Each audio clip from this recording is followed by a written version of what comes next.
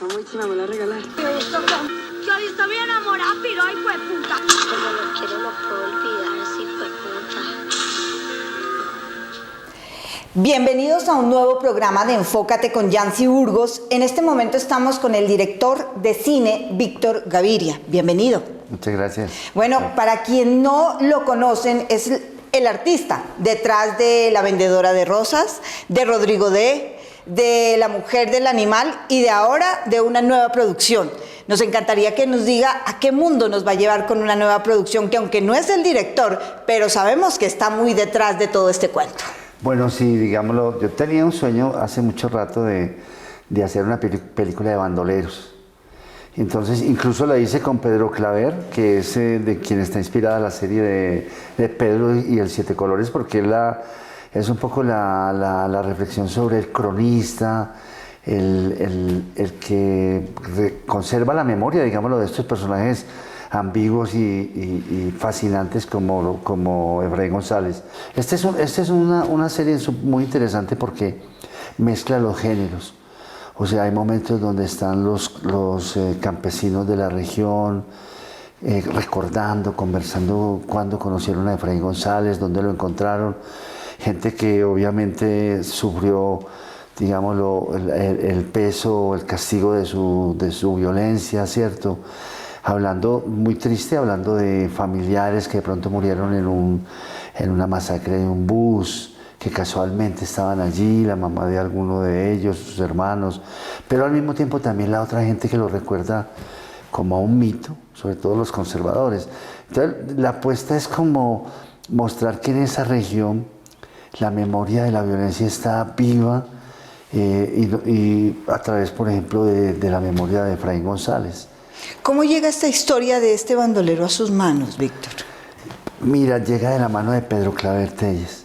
Yo conozco a Pedro, pues leo su primer libro en el año 87, yo acababa de terminar Rodrigo de No Futuro y estaba, digámoslo, muy impactado de la relación que había tenido y tenía con los actores naturales, que eran muchachos de barrio, que hacían parte de lo ilegal, eran, digámoslo, entre comillas, antisociales. Entonces me había hecho muy amigo de ellos y yo no tenía la perspectiva histórica y me doy cuenta a través del libro de Pedro que estos jóvenes de barrio, estos pistoleros de barrio que se hicieron famosos en los años 80 en Medellín, eran como las réplicas de esos mismos bandoleros. Y que en esa época del bandolerismo, digamos los finales del 50, comienzos del 60, los barrios estaban llenos también de unos muchachos rebeldes, díscolos, unos muchachos, digámoslo, desadaptados de todo. Lo mismo que había vivido yo. Entonces, claro, conocí a Pedro, vine a Bogotá a entrevistarme con él, me mostró todos los libros. Pues era su primer libro, pero a partir de ahí yo lo acompañé, fuimos muy amigos, imagínate, 30 años de amistad, sobre todo yo acompañándolo en sus investigaciones, pasando noches enteras en las lecturas, porque Pedro Claver tenía una voz grave, muy bonita, un gran lector. Y era un placer acompañarlo a leer todos esos libros inéditos de él. Y ahí lo conocí. Es una producción donde hay una mezcla de muchos elementos, sí, ¿no? Exactamente. Es una mezcla muy interesante. Es muy experimental. Yo creo que por eso hay que felicitar al Canal Tro y a Urbe Producciones de haber hecho, pues, sometido, como te digo, arriesgado sus recursos y todo en hacer una serie que va a ser polémica y sobre todo muy interesante, coger la violencia, en este caso bandolera, desde adentro y poner en escena los episodios de violencia. Además que tenemos allí un elemento que es característico en el cine suyo, que son los personajes naturales, ¿no? Sí. O sea, esos personajes que no están libreteados y que todo les sale porque es su cotidianidad, es su vida. Pueden que a veces no sean muy perfectos, ¿cierto? Pero te dan una verosimilitud, como un aroma de verdad y de saber que es Colombia, de saber que es un poco como ha sido la propuesta mía cinematográfica, con esos elementos, tanto digamos las locaciones, los lugares, la gente, la forma de hablar, la forma de estar frente a cámara, que el actor natural trae frente a cámara toda su vida y trae también toda su vida social. Entonces uno se siente como cuando ve una película de actores naturales, uno se siente muy cercano, digámoslo, a esa... Como a esa que le verdad. toca a uno. Como que le toca a uno, como que dice, mira que el cine no es solamente lo de afuera, nosotros también somos cine. Y ese cine es muy, muy interesante porque es un cine lleno de nuestros elementos, de nuestras costumbres, de nuestras verdades. Pero esa próxima película en la que Víctor Gaviria estaría poniendo sus ojos, ¿ya está? Ya está, sí, sí, ya estoy. Llevo ya varios años reescribiendo el guión con base en la realidad. Es la historia de una familia que yo conozco. Son películas un poco como de investigación periodística, porque yo tomo el modelo para que la película sea bien cerca a la verdad. Es una película aparentemente, digámoslo, muy desesperada, sí es muy desesperada, pero es totalmente real. ¿Cuánto tiempo se dedica a hacer esta preparación? ¿Cuánto tiempo le lleva a usted ¿Cuánto preparar? tiempo? Yo tengo una primera etapa, digámoslo, de reescritura con la realidad. O sea, empiezo con un guión, con algunas ideas generales, pero no es digámoslo, renuncia a imaginar y a crear, pero sí es una renuncia a que la realidad entre en el guión tal como es, o sea, con todos los elementos, sin inventar, sin traducir nada. Entonces esa es una primera etapa. Ya la hice, ya reescribí el guión con los personajes de la realidad. Luego viene una segunda etapa del casting que es muy interesante porque esos personajes que yo te digo, esta señora y sus 3 hijos, pues están en Medellín en todas partes. Tú te los encuentras en todas partes. En una esquina, en una acera, a estas mujeres que están un poco, por decirlo así, entre comillas, un poco tocadas, como chifladas, que la vida ha sido tan duro que ellas en algún momento Se desconectan de la se razón. desconectan y cualquiera les puede decir un vecino, ay, que usted está loca, es que usted está loca, porque en verdad no, la vida no las pone sino en una situación en donde ya no hay como dónde dar una solución y entonces no queda sino un poco el gesto del desespero, de la locura, ¿cierto? ¿Cómo usted logra salirse un poco de la realidad y volver a ser el director de una realidad que es tan dolorosa como esa? El mundo es un desastre, el mundo es un fracaso, pero la vida es maravillosa. Entonces, de todas maneras, yo con los personajes con los que hablo y con los actores y todo eso, vivo esa doble condición.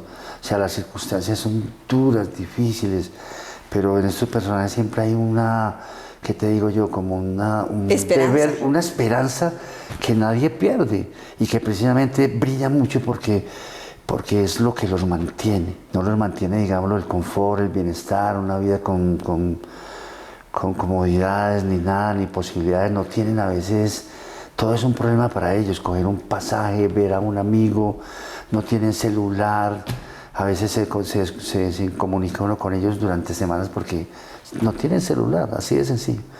Y entonces, pero de todas maneras, siempre hay una alegría de encontrarnos. O sea, esas calamidades de la vida social y de la vida, digámoslo, sí, social, de pocos recursos y todo eso, siempre tiene un elemento de alegría, de verdad. ¿Cuál es ese actor que se ha quedado en su corazón y es prácticamente ese que está con usted siempre, que lo recuerda con cariño y que le da un valor especial?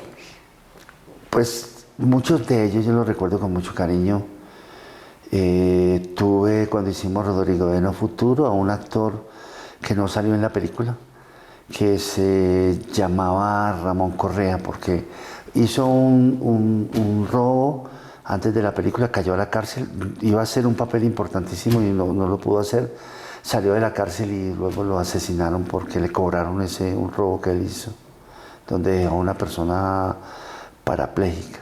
Ese es el personaje que Ramón usted... Correa, pero claro que yo lo recuerdo mucho a todos, al Zarco lo recuerdo muchísimo, porque el Zarco, después de la película, fuimos a mostrar la película a varios municipios. Recuerdo que fuimos a Jumbo, cerca a Cali, y lo alcancé a conocer y me di cuenta que estos muchachos que se endurecen porque son pistoleros, porque les toca pues hacer parte de esas guerras sociales en sus barrios, él era un tipo súper cómico, chistoso, lleno de anécdotas, y lo descubrí que era un actor excepcional. Incluso le pregunté, ¿y vos por qué terminaste en La Vendedora de Rosas? porque todo parecía una casualidad, que él estaba detrás de un muchacho que le hicieron un atentado y él quedó detrás. Entonces él me dijo, pero la verdad es que él había premeditado mucho llegar a La Vendedora de Rosas porque él había visto Rodrigo Bueno Futuro y él quería ser como Ramiro Meneses. Okay. Entonces nunca nos lo dijo, pero él estaba ahí detrás esperando que le dieran una oportunidad. Y un día, ya terminando la película, él me lo dijo, no, Víctor, es que yo a usted lo tenía, hermano, lo estaba mirando hacía rato, lo estaba observando. Usted no se da cuenta, pero yo llegué donde usted porque yo quería hacer un papel en su película. ¿Qué siente cuando vuelve a ver La Vendedora de Rosas? Una película como La Vendedora de Rosas no se podría volver a hacer, porque yo creo que ya, digamos, los menores de edad ya no podrían exponer su vida de esa manera ante una cámara. Pero convivíamos en una Medellín que había sido fruto de la época de los 80 de la mafia, una vida en donde a nadie le importaba nada y uno veía a los niños en la calle. Habíamos normalizado todo tipo de violaciones a los derechos humanos, los habíamos normalizado, vivíamos como en una fiesta interminable, una fiesta de locura. De locura. ¿Cómo le gustaría que lo recuerden? Como un director que seguramente no hizo muchas películas, que seguramente no tuvo muchas horas de vuelo en el cine, pero que las pocas que tuvo siempre se acordó de hacer unas películas de realidad, unas películas en donde estuviera presente ese colombiano que uno ve todos los días, presente pero entero, no solamente para darle costumbrismo a la película, sino presente de verdad. Víctor Gaviria, queremos agradecerle porque nos haya regalado unos minutos de su tiempo para compartir nuevos proyectos, esa cantidad de historias que tiene. Nos podríamos quedar mucho tiempo con ellos contando y desbaratando esas películas que lo han hecho vibrar a ustedes y por supuesto a los colombianos. Queremos que usted mismo haga la invitación para que no se pierdan Pedro y los 7 colores, que es la última producción que usted, y pendientes de la próxima película, ¿cierto? Sí, no, los invito a todos a que a través del canal TRO, los domingos a las 8:30 de la noche, comiencen a ver los 10 capítulos de la docuserie Pedro y el 7 colores.